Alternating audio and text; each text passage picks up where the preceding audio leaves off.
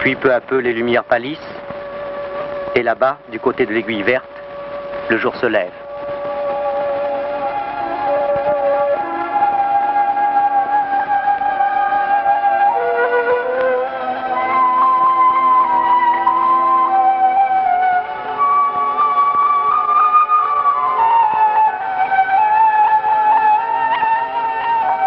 Le temps est clair et très froid en ce matin du dimanche 18 février 1962, jour de la descente.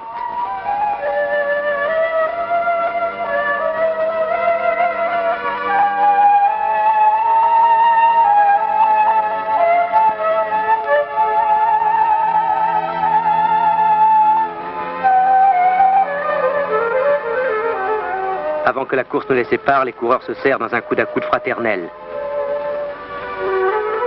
Ils partent pour un rendez-vous dont ils ont rêvé depuis des mois et dont ils se souviendront toute leur vie.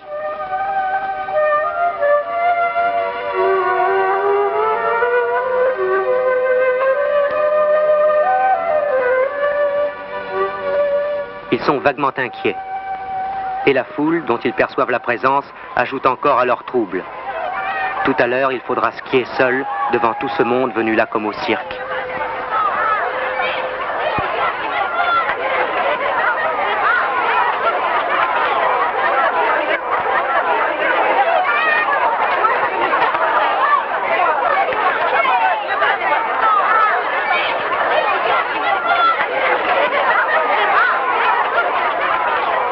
Ils retrouvent l'atmosphère de la course, le visage des autres, de leurs copains qui sont aussi leurs adversaires. Le téléphérique des Ouches qu'ils ont pris tant de fois dans l'insouciance, ils y montent maintenant gravement, obsédés par la piste et son vertige.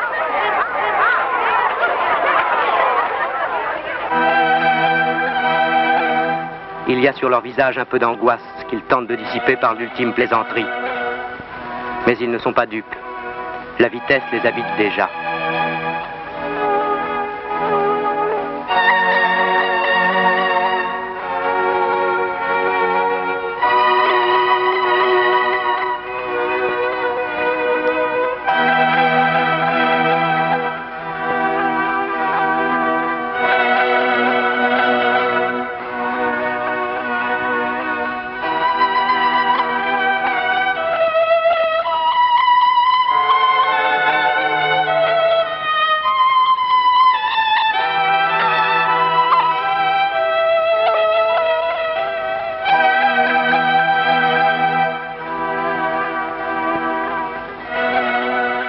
Ils sont beaux les départs des grandes descentes.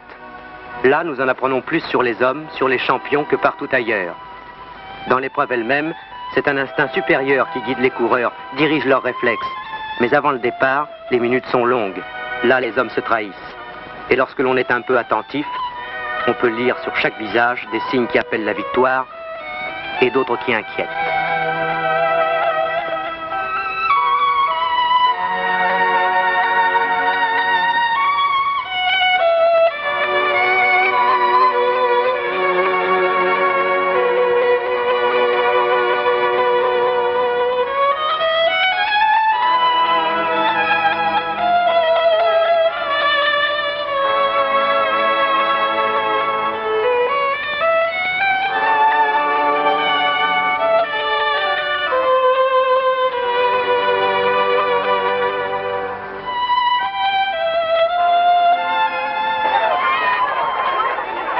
Pendant plus de 2 heures, une foule immense, une foule comme l'on n'en avait encore jamais vu à une course de ski en France, a envahi les abords de la piste verte. Maintenant, il est 11 heures.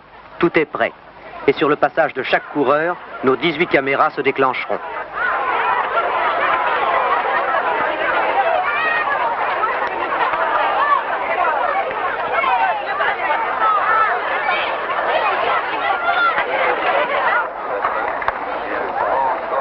Attention, dans quelques instants, le départ du premier concurrent, Guy Périllat, France. Le sort n'a pas favorisé Périllat. Partir numéro 1 est un handicap certain.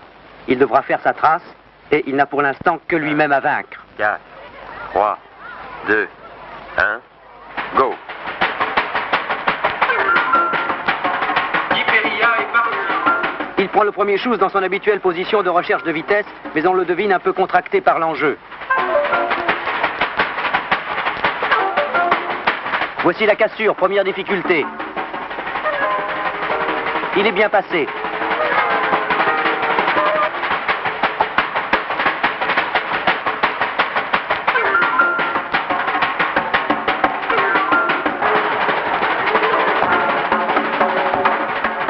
Le goulet maintenant.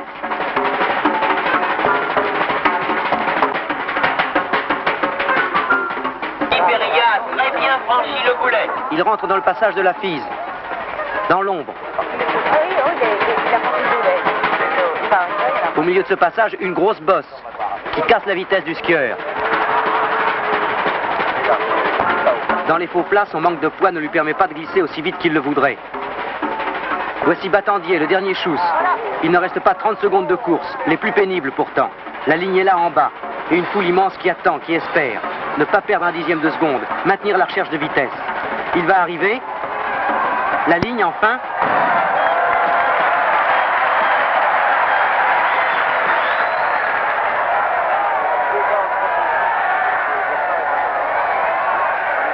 Nous attendons tous son temps, qui servira de temps de base. Iberia prend 2 minutes 26 secondes 46 centièmes, le record de la piste est battu. Il a donc battu son record de près de 4 secondes. Et tout le monde se demande si Péria ne vient pas d'accomplir une performance exceptionnelle. Mais il sait qu'aujourd'hui la piste était plus facile. Ni l'espoir italien Senoner, ni l'allemand Wagner Berger, ni le français Léo Lacroix n'approcheront le temps de Péria. Et Adrien Duvillard. À 27 ans passés, il va lutter une dernière fois. Ce sera aujourd'hui ou jamais.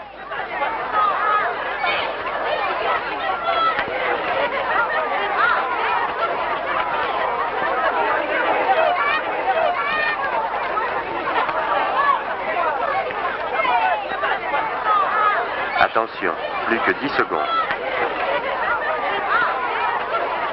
5, 4, 3, 2, 1, go! Adrien a pris un magnifique départ. Il s'est littéralement jeté dans la pente. On sent qu'il est prêt à se battre avec tout son cœur. Pourtant, il manque son Optraken à l'amorce de la cassure. Immédiatement, il cherche la bonne position, comme s'il sentait qu'il ne glisse pas assez vite. Le voici au goulet, qu'il prend très bien, sans freiner.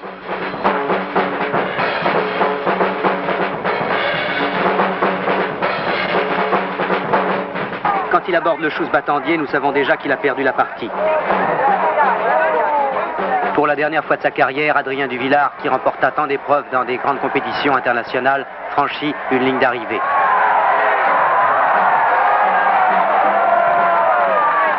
Son dernier arrêt, voilà, sa carrière est derrière lui. Pour le numéro 5, Adrien Duvillard, France, 2 minutes 27 secondes 75 centièmes. C'est maintenant le deuxième meilleur temps derrière Guy Péria.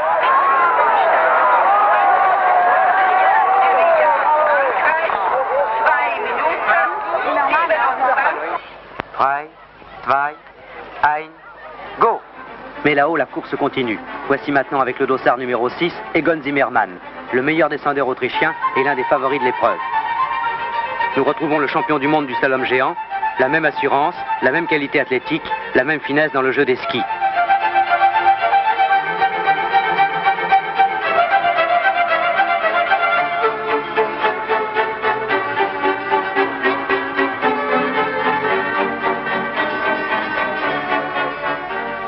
Il se freine légèrement avant le goulet.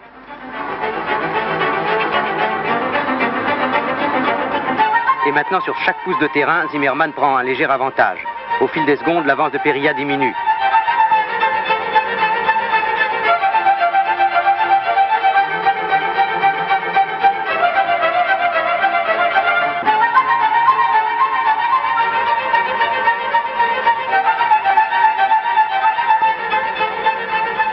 Jusqu'au bout, il ne se désunira pas.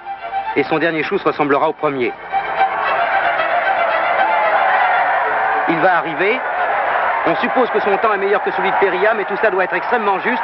Nous attendons le chrono. Autrichien Egon Zimmermann, 2 minutes 25 secondes 13 Donc Zimmermann a fait mieux que Perilla, il prend la tête du classement. Et la joie éclate dans le camp autrichien. Maintenant, tous les photographes se précipitent vers le jeune champion. Et l'inquiétude grandit dans le camp français, puisqu'il ne nous reste plus qu'un homme en course. Cet homme qui va partir maintenant, c'est Émile Viola. C'est au tour d'Émile Viola. Viola est le moins connu des 4 Français. Il court aujourd'hui son premier championnat du monde. L'été, il est chauffeur de poids lourd, mais chaque hiver, il redevient le descendeur risque-tout de l'équipe.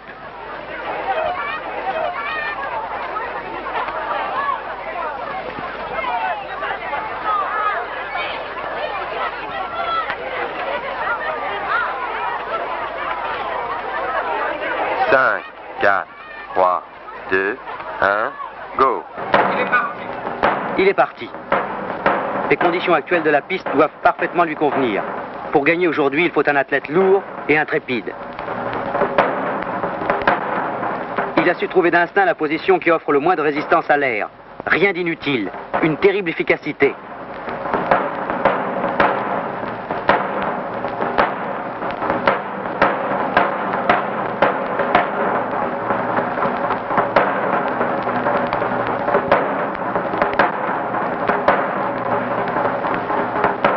Le voici au goulet maintenant, où, comme Zimmermann, il se freine légèrement, mais ceci sans doute parce que l'un et l'autre arrivent très vite à ce passage.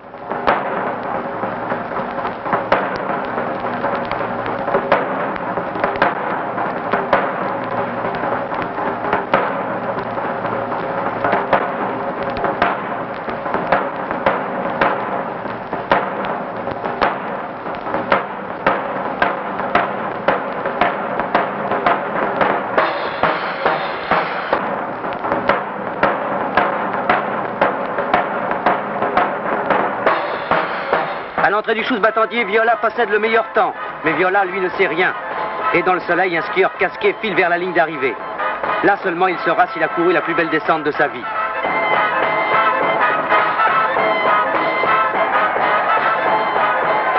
Il franchit la ligne d'arrivée. Tout le monde se doute de l'exploit. Tout le monde attend.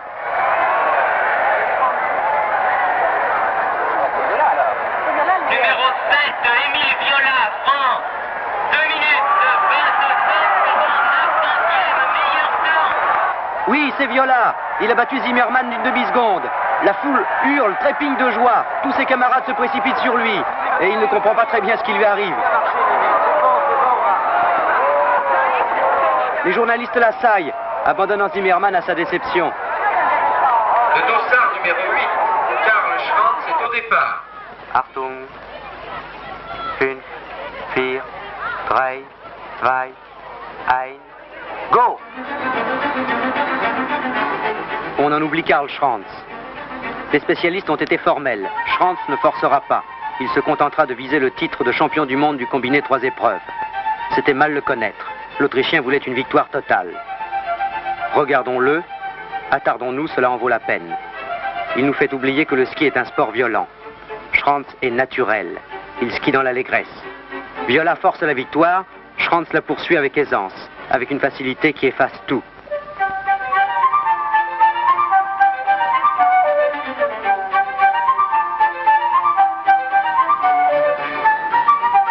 Karl Schranz est passé dans le même temps que Viola au goulet. Donc jusque-là, Schranz et Viola sont à égalité.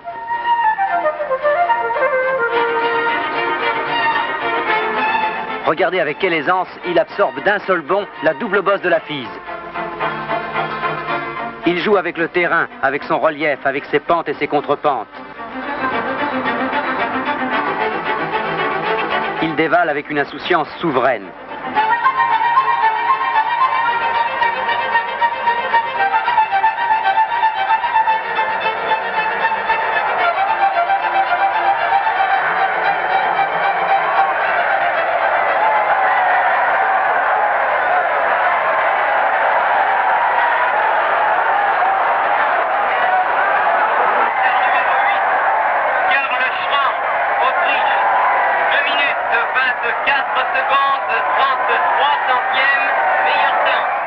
Donc Schranz a battu Viola de 49 centièmes de seconde. Schranz va être champion du monde et c'est bien mérité car il était aujourd'hui le meilleur sur cette piste. Mais avouez que nous avons vécu 10 minutes d'émotion intense. Ce fut d'abord Péria, puis ensuite Zimmermann, puis ensuite Viola, et enfin Schranz. Schranz qui accueille son succès avec un détachement de Dieu comblé. Après une éclipse passagère, il a confirmé les espérances qu'il avait données il y a 3 ans, quand on distinguait en lui le successeur de Seller. Les skieurs français ont perdu la course qui leur tenait le plus à cœur.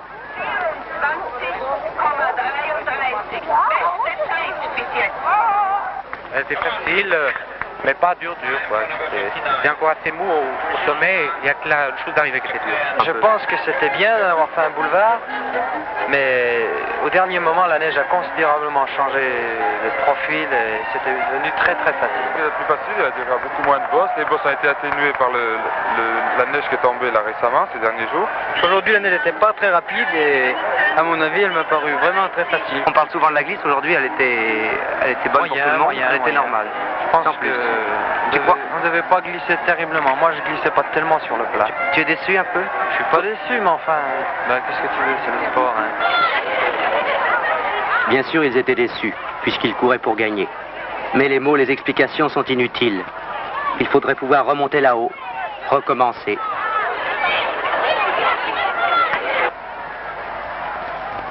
Pourtant, la journée n'allait pas s'achever sans une victoire française. Et ceci grâce à une jeune fille de 16 ans, Marielle Guetschel. 4, 3, 2, 1, go! Certes, elle ne va pas gagner la descente, mais bien classée dans les 2 autres épreuves remportées par une jeune et jolie Autrichienne, Marianne Jahn, elle est bien placée pour le classement du combiné. Marielle Guetschel prétend qu'elle n'aime pas la descente. Pourtant, aujourd'hui, elle court la descente et elle attaque. En fin de parcours, on la sent un petit peu fatiguée, mais elle met dans la balance toute sa volonté, toutes ses jeunes forces. Tiendra-t-elle jusqu'à l'arrivée? Oui, et c'est seulement une fois l'arrivée franchie qu'elle s'effondrera épuisée.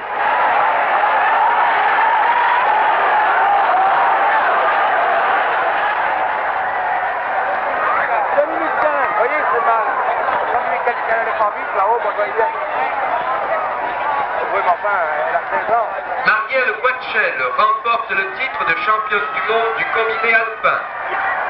Marielle Guetschel, à 16 ans, est la première Française à devenir championne du monde du combiné alpin.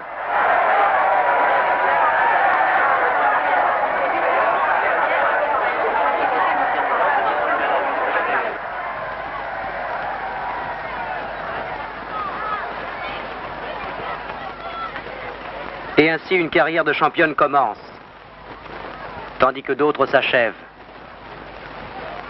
Les championnats du monde 1962 rejoignent le passé.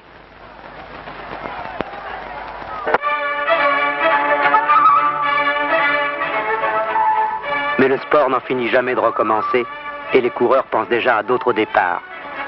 Ils repartiront aux 4 coins du monde et à nouveau ils lutteront pour des dixièmes de seconde et à nouveau ils seront réunis. Ils oublieront l'horizon d'où ils viennent, ils découvriront que rien ne les sépare. Et dans notre mémoire, ils finiront par se confondre, ces beaux visages déjà tendus vers d'autres pentes, vers d'autres courses.